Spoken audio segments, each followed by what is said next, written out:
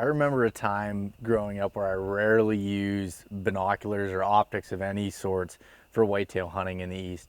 The Appalachian Mountains may have some things that are comparable to the Rocky Mountains in the west. They got some steep country, they got some big ridges, but it's pretty dense forest, and I just didn't really see the advantage of carrying around optics around my chest. I thought it was meant for seeing long distances and really trying to be able to spot things at afar, but I didn't realize the things that I was missing in detail closely and being able to see longer into the light.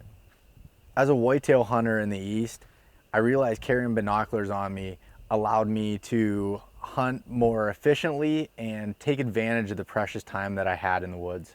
When it comes to whitetail hunting, my approach here in the Appalachian Mountains is a year-round approach, and that really starts to pick up when the snow starts to melt and spring starts to come in. So I love getting out scouting, looking for shed antlers. I think in the months of March and April, I put on an average of 200 miles per year scouting, getting out there.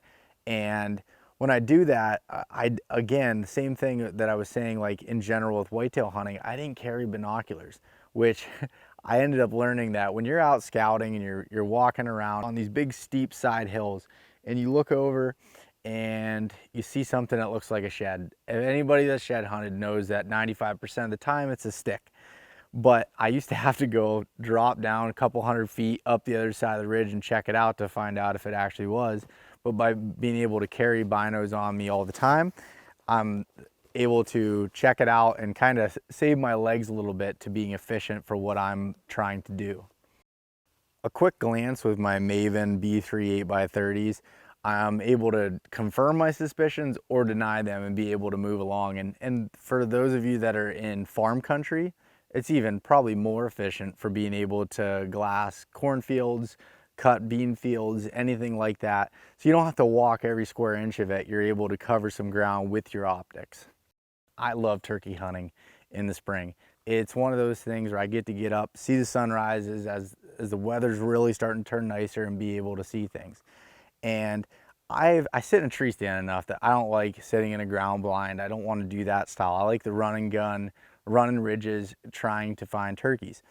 Well, one of the things where I've utilized optics a lot is to be able to, when I get up, say I'm coming up to a ridge, I will never come up to a different change of an elevation and just walk out on the flat, or come up to a logging road and just hop up on top. I always try to peek up over, stay low, and be able to use my optics to glass over the entire area, looking for any sort of minute movement that might be able to tell me there's a turkey there before I spook them. Right now, over the edge, way down over. I was glassing the edge and I just see your head. That's hilarious. It's important to hunt the whole time and not just be walking through the woods. And that's where the optics really allow me to be able to check out areas before I walk into them. I like to use the Maven B3s, these small lightweight package in an 8x30, because they're so easy to carry around. I can't tell you how many times that I've had just a crappy pair in my truck that I pull it up and I just want something better because it's blurry. It doesn't necessarily matter how much magnification, but the clarity and the amount of light that it's able to bring in is important to me.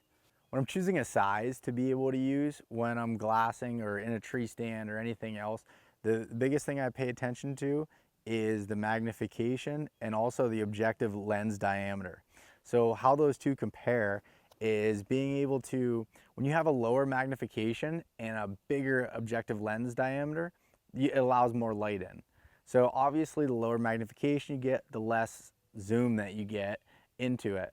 But with that being said, I'm not looking for sticker points on the end of a deer, or I'm not looking for the exact detail on everything. I want to be able to see the most for the longest.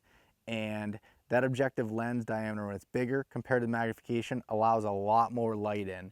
So for me personally, I like to have the bigger objective lens versus the higher magnification. So that's kind of how I weigh it. But there's also another thing. So when you have higher objective lens diameter, you also get more weight. So you got to kind of find that fine line. So again, my go-to is an 8x30. So the 8 is the magnification and the 30 is a 30 millimeter objective lens diameter. And so that's not the best for low light, but because I have a lower magnification, if it was a 10 by 30 or a 12 by 30, it'd be so much more difficult to gather that light. Whereas with the 8 by, I'm much more apt to be able to see longer and see into those shadows a little bit better. If I were to choose optics for whitetail hunting, I'm looking at the magnification, I'm looking at the objective lens diameter, I'm looking at the overall weight of it, because all in the end, if you're not carrying it on you, it doesn't matter how good your optics are, they're not going to do you any good. So I hope that kind of helps keep things in mind as you're choosing them. And I hope that if you haven't been carrying optics, no matter what they are, I hope that you start to use them and try to find ways to be able to help you out and make you more efficient and take advantage of your precious time in the woods.